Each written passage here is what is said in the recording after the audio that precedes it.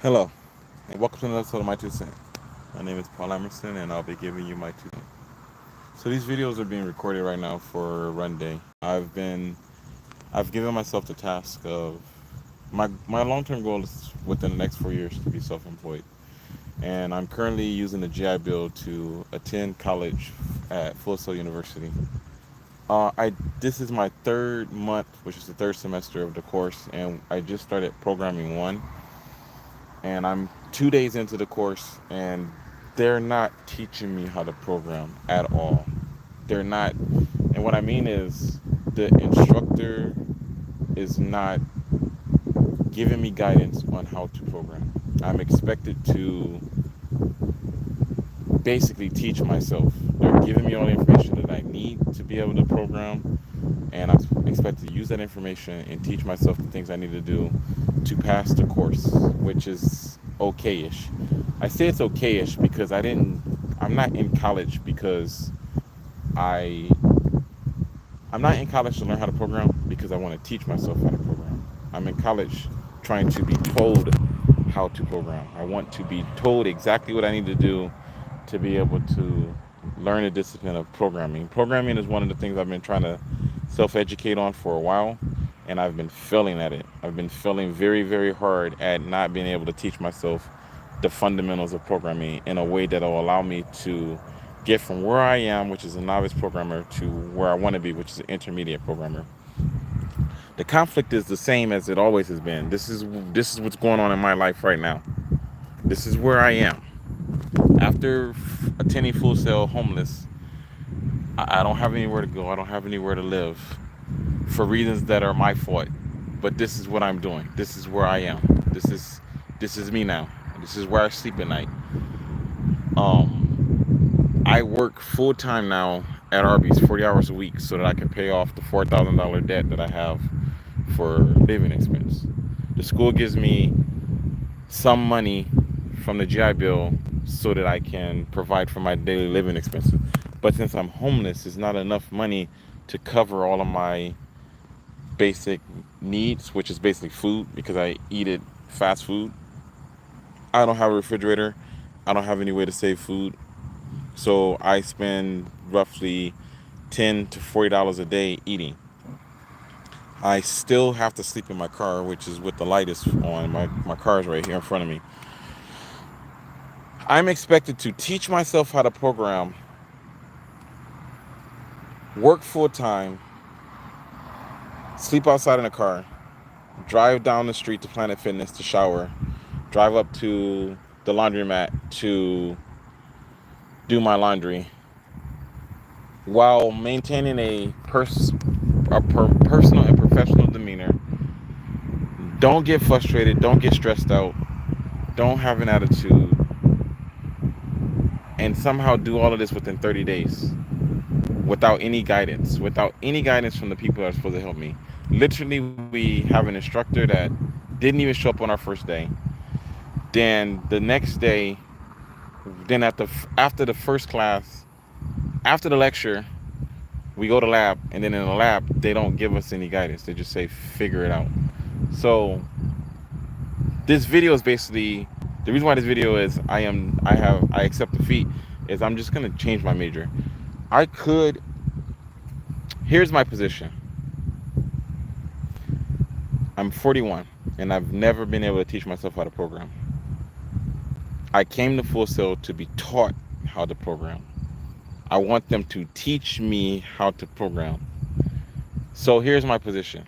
If I can't be told what I need to do in very extreme detail on exactly, I'll get to 11th dimension in a second.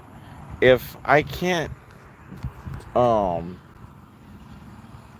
have my instructors at Full Sail teach me how to program because I need to teach myself how to program, then I should change my course from what I'm doing to what I'm good at, which is creative writing. I could have came to Full Sail for creative writing, but I wanted to learn something new. So instead of failing at teaching myself how to program with all the adversities that I mentioned, I'm just gonna change my degree to from game development to creative writing. And then I will just do what is expected of me from the school, which is learn the program on my own. I will continue to learn how to self-educate in programming after I will just continue to learn how to program after the fact. Because right now, that's what is expected of me. I don't know where I'm gonna find the extra hours in a day to teach myself how to program, go to work full time, and be able to do all the other stuff. Yeah, I'm sorry, it's dark. This is life. This is my life. Like, this is just what I have to do every day to get where I'm trying to go to where I want to be. So, that's just the way that these things. This is how it just works. Somebody asked about the meaning of life. Life, the the meaning that life has is the meaning that you give it. Whenever you pose a question, you derive the answer. So, I've been sleeping in the sun. Literally, I've been sleeping outside in the sun. When I go to sleep and wake up, the sun is out. So yeah, pigment's gonna get darker. The meaning of life is basically whatever you define it as. So I personally believe that the meaning of life is to. I think the function of life is to exist and procreate. I think that's it. I don't think there's any more meaning needed than that. We are we are born with the capacity to give birth, and we exist for a short period of time, and then we move on. We move on or we reincarnate. So your life, the meaning of your life is whatever you choose to define for yourself.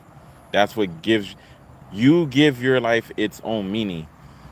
And that's where we fail because we're so busy trying to live our lives for somebody else or do things that somebody else wants us to do when they don't even know what they want. So yeah, so that's pretty much how I see it. I see only eyes and teeth. That's funny. Someone asked a question: do you know about the 11th dimension? I know about my 11th dimension. I have my own multiverse cosmology that I've been working on. The basic premise of my multiverse cosmology is that there is a multiverse cosmology, and it's based on regress and extents. And basically, everything is a regress of something else. So it starts with dimensionality, which is infinite space, what we move around in. That's why I invented the Mitusin ruler. Then there's time, which is um, temporal. It's its own dimension. So there's a dimension of space and there's the dimension of time. Time is not the fourth dimension. Time is just we say time is the fourth dimension because it's convenient, but time is not the fourth dimension. There is infinite spatial dimensions and there's infinite temporal dimensions. We only experience in this reality one temporal dimension while we experience three spatial dimensions. So that gives us the four dimensions. Well, that gives us we have length, width, and depth, and then we have time, which defines physical reality, which gives us our space time. Our universe is comprised of all of those as a fundamental element. The way I define the dimensions is I'll start with um the okay, so there's a lot to this. There's too much to this actually. I'll start with our scale. So there's the microscopic scale, the macroscopic scale. Microscopic is multicellular organisms. Macroscopic is single cellular, not single, multicellular organisms to include humanity, all the way up to elephants. The mundane scale follows the macro scale. The mundane scale is the conscious mind, from the simplest animals like ants and eusocial insects, all the way up to the highest order of life on this planet, which is humanity and and all of the hominids, all of the hominids, all of the primates, everything. We represent the highest tier of consciousness on Earth until we create artificial intelligence. Once we create AIs, then we'll stop being the most dominant intelligent species on the planet. The next scale above the mundane is the tectonic. The tectonic scale is the extent of um, the tectonic scale is the order of gigantism. So everything, well, it's not really that. It's actually the foundation of nations. If I want to, the tectonic scale actually describes, keeping it as simple as possible, it describes the tectonic plates of the earth and their relationship to the continents and how all of that applies in a spatial scale. So for humans, the tectonic scale is actually the relationship between nations, because at the largest scale of social groups is the nations. After the tectonic scale is the celestial scale, which is the earth. After the celestial scale is the stellar scale, which is the stars. After the stellar scale is the galactic scale, which are galaxies. After the galactic scale is where we start moving into my 11th dimensional reality, which is the verse scale. The verse is the observable universe, which is the finite aspect of the infinite universe. Our everything that we can observe or what we can detect with satellites is the verse. Our observable universe is the verse. It's as far as we can physically travel based on current technology and what is knowable and what can be observed and what can be experienced directly. That's the verse. The next scale beyond the verse is the universe, which is infinite. Is the whole universe, is infinite reality, infinite physicality. So every verse, how can I say this? The smallest quantity of a universe is a verse, and all of the verses together give rise to the universe. And that's as far as I've gotten with this writing. So after the universe is the multiverse. The multiverse is multiple universes. After the multiverse is the omniverse. The omniverse is multiple multiverses. No, I'm sorry. After the universe is existence, which is multiple universes. After existence is multiverse, which is multiple existences. After the multiverse is the omniverse, which is multiple multiverses. After the omniverse is omni-existence. Omni-existence is unique because there's only one omni-existence, and that defines what exists. The highest order of cosmology in the My Two Cent multiverse cosmological theory is that there exists only one grand unified ensemble of existence, which separates all non-existence. And that is the highest order. The highest order of existence is infinite indefinity, which is non-existence. And everything that exists is encompassed within non-existence, because non-existence has to exist, but by definition cannot be present in existence. But it must by definition exist if everything exists. So the only way I could rationalize that was by defining non-existence as a state outside of existence, which encompasses existence. So it both exists, is conditionally true as a state of existence, while being conditionally false as being a state of not capable of being present within existence. So they give rise to each other. It is the contrast against which we exist. Without infinite indefinity, there would be no non-existence. There would be no condition to even perceive or conceive the idea or the notion of non-existence. So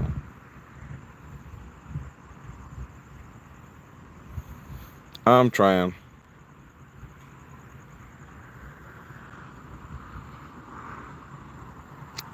Yeah, that's pretty much it. Hopefully that answered everyone's questions. Run day still coming. I will talk to the administrative staff at Full Sail and probably change my degree program, because I just don't have it in me. I'm just gonna have to, like I said, like the video says, I'm gonna have to accept defeat. I don't have it in me to do all of the things that are expected of me and be successful. And sometimes it's just perfectly okay. Sometimes it's better to just accept the limitations of self. Like I've been running 3 days. I've been running every 3 days for the whole year. and not accepting defeat at that. But if I'm being realistic, I spent half of my life trying to teach myself how to program. I didn't come to Full Sail to teach myself how to program. I came to Full Sail so they would teach me how to program. So since they're letting me know that they're not going to teach me how to program, but they are going to hold me accountable if I am not capable of that, when I already know that that's not going to be something I can do, given a time frame, given enough time, I can learn a program. Given enough information, enough resources, I can learn to do that. But give me 30 days. Don't give me enough information to actually be successful. Force me to have to deal with the adversities of being homeless while simultaneously being forced to have to work full time. There is no realistically logical way that this will work. There's only one condition, and that's failure. The probability of success is significantly lower than 50%. So if I really want to be successful at graduating using the GI Bill, which is just free money, my best course of action is to just go into creative writing because I already published several books. I write all the time. I write all the time. I have a story that I'm not writing because I'm focusing on learning how to program. I wake up every day and I want to write, but I reject the energy of wanting to write because I'm trying to learn how to program. So, you know, that's it. That's the end of this rant and this rave. I will hopefully see you guys for the 10K challenge. Well, not really. Yeah, the 10K challenge, which is in about a day and a half. I'm gonna go to bed. As always, my name is Paul Emerson, and I've given you my 2 cents.